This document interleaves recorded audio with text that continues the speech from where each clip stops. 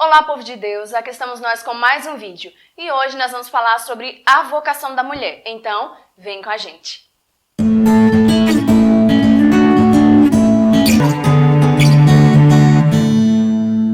Semana passada eu postei um vídeo aqui no canal falando sobre a vocação do homem para o público masculino, que sempre me pedia para gravar vídeos para eles, e muitas meninas começaram a me pedir para que eu também gravasse um vídeo falando sobre a vocação da mulher. E para que nós possamos entender para o que a mulher foi criada, nós precisamos olhar primeiramente para o livro do Gênesis, onde conta a narrativa da criação do homem. A palavra de Deus nos diz que o Senhor disse: "Não é bom que o homem esteja só.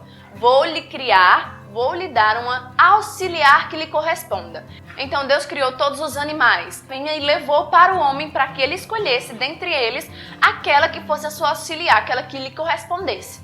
Mas diante de toda a criação, o homem se entristece porque não vê em nenhuma das criaturas uma que esteja ali à sua altura para lhe corresponder. Então Deus faz cair sobre o homem um profundo sono e neste momento ele retira dele uma costela e forma da costela do homem a mulher. E quando o homem retorna desse profundo sono, ele diz: "Esta sim é ossos dos meus ossos, carne da minha carne", que para mim é uma das mais belas expressões de amor, E daí Deus cria a mulher para que ela seja essa auxiliar para o homem se alegra ao vê-la, ao tê-la.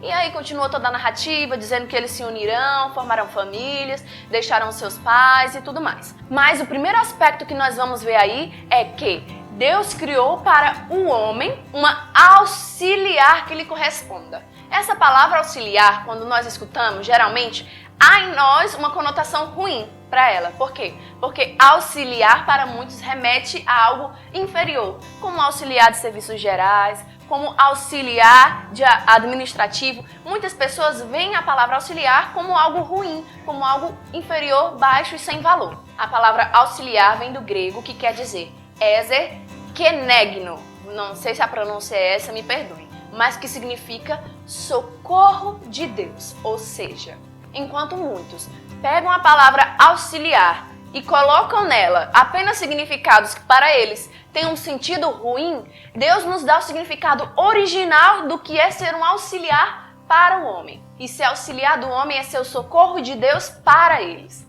Olha como é bonito. Deus confiou a nós, mulheres, a missão de ser socorro de Deus para os homens.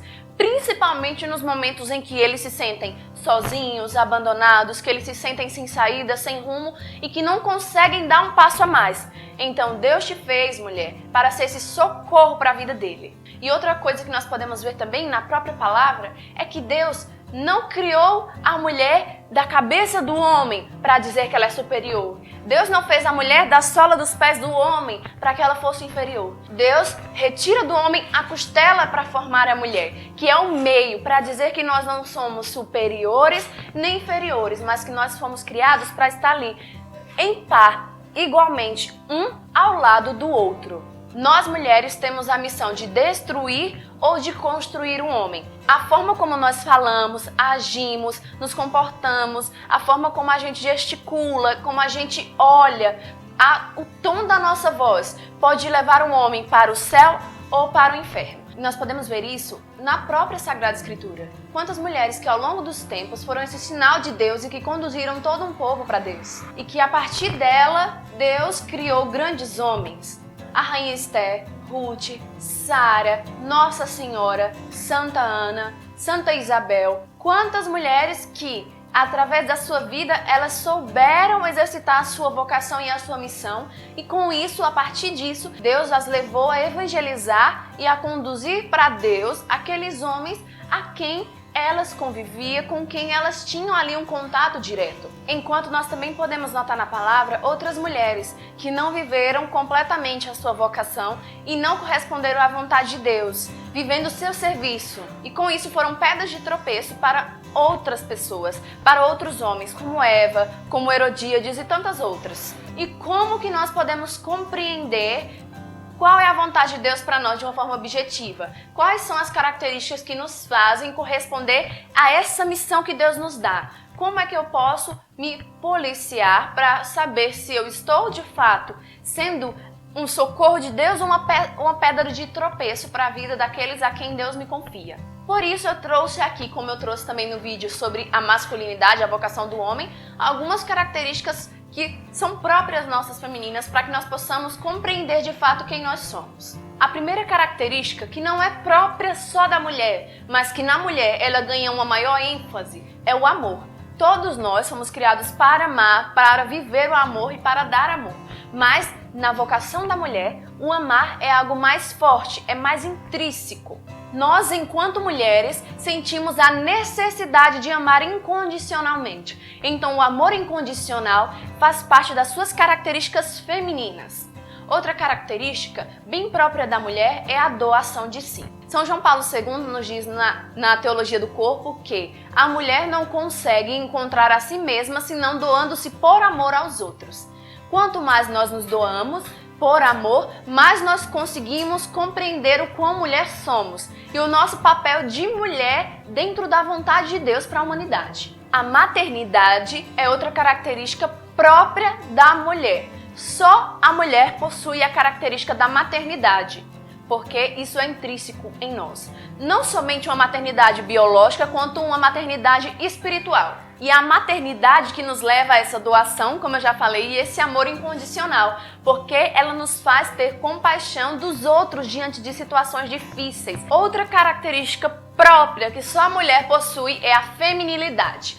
E aqui há um porém. Hoje em dia se confundem muito feminilidade com fragilidade. A feminilidade é responsável por nos tornar cada vez mulheres mais femininas, mais dóceis, mais amáveis e cada vez mais semelhantes à Virgem Maria. A feminilidade nos dá aquilo que é próprio, que só a mulher possui. Então, não saia por aí achando que a feminilidade é fragilidade.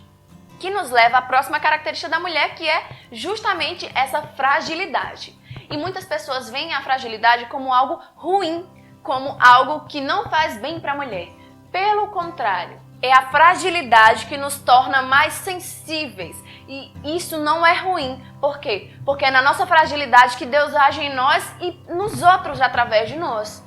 E é justamente a fragilidade que nos leva a compreender o papel do homem na nossa vida, né? Enquanto vocacionadas ao matrimônio ou não. O quanto que nós também precisamos de homens para serem fortes e nos conduzir para Deus. Para que também na nossa fragilidade Deus possa nos ensinar a conduzi-los para Ele também. E outra característica própria da mulher é a sensibilidade. É a sensibilidade que nos leva a amar a Deus e a ter Deus com mais intimidade do que os homens. Não que os homens também não possuam essa intimidade com Deus, mas por sermos sensíveis é que nós conseguimos ser mais abertas à graça de Deus. Outra característica própria da mulher é que nós somos mais intrínsecas. Nós estamos voltadas para o nosso interior. Como eu falei lá no vídeo sobre a vocação do homem, os homens são mais externos, para ação, para ir para fora. A mulher, ela é mais voltada para o seu interior, para o trabalho interior. E justamente aí entra também até a vocação da mulher enquanto mãe, enquanto dona de casa. Por isso que nós nos preocupamos em arrumar a casa, em cuidar, em ter aquela ordem dentro do lar, em cuidar dos filhos também. Porque isso também faz parte da nossa vocação, nós somos voltadas para o interior. Talvez você deve estar se perguntando agora, Larissa, mas eu não tenho em mim todas essas características. Eu não sinto essa maternidade, ou eu não sinto essa feminilidade, ou essa docilidade. Isso é um problema? Há algo de errado comigo? Nós precisamos entender que, nos tempos atuais, há uma luta muito grande, tanto para descaracterizar a masculinidade do homem, como para descaracterizar a feminilidade da mulher. E não se engane, há toda uma engenharia social para corromper essas duas esferas da sociedade. Por quê? Porque para se constituir família, é preciso que o homem saiba o seu papel e que a mulher saiba o seu, para que os dois possam se unir. E se nós tiramos da mulher e do homem essas características, ela vai buscar cada vez mais ser como um homem e o homem ser como uma mulher. Mas você, mulher, precisa lutar contra toda essa engenharia social que tenta distorcer quem você é para Deus. E muitas vezes você, mulher, não consegue exercer a sua feminilidade ou esse amar. Muitas vezes tudo isso é custoso para você por conta dos traumas que você viveu na sua infância e na sua adolescência. Muitas vezes por não ter um referencial de pai, um referencial de mãe principalmente, ou até mesmo por todos os abusos que você sofreu na sua infância, sabe? E isso te leva muitas vezes a bloquear as suas próprias características, por ser difícil viver aquilo. Então é necessário que você busque também essa cura interior com a ajuda de um bom sacerdote, até mesmo às vezes de um bom psicólogo cristão, para que te ajude de fato a viver as suas características e a cuidar dos seus traumas e das suas dificuldades, que muitas vezes te bloqueiam e que não te permitem ser aquilo que você foi criada para ser. Nós mulheres somos chamadas a santificar o mundo e toda uma geração, a nossa geração. Olhe para a Virgem Maria, ela deve ser o seu maior exemplo de mulher que soube viver concretamente a sua vocação.